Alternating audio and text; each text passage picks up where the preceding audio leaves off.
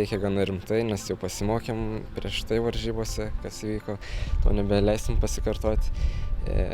Esam tikrai ruošę laimėti, džiaugiuosi šiuo laiku.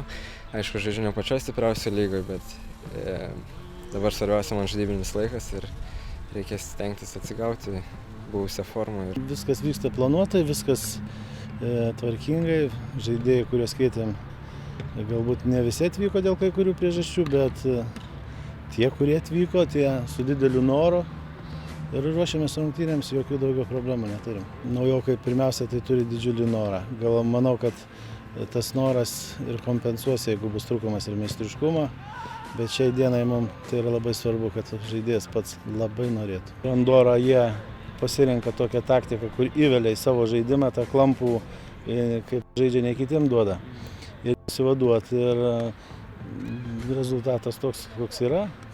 Aš tas rungtynės lietuvių žiūrėjau, tikrai tai nepasisekė. Aš ir vaikinams sakiau, kad nepasisekti gali vieną kartą, antrą kartą jei nepasiseka tendencija, todėl bandysime ją nutraukti. Turim neduoti tiesiog Andorai žaisti, presinguoti visą laiką jos ir privalom laimėti.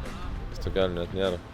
Turi kažkokių nuoskaudų iš tų rungtynių su Andora, ar norisi jiems įrodyti turbūt dabar? Tai aišku, noris laimėti, dar raudoną gavau, tai tokios tikrai prisiminti nesinori tų rungtynių, dabar reikia pataisyti rytoj viską.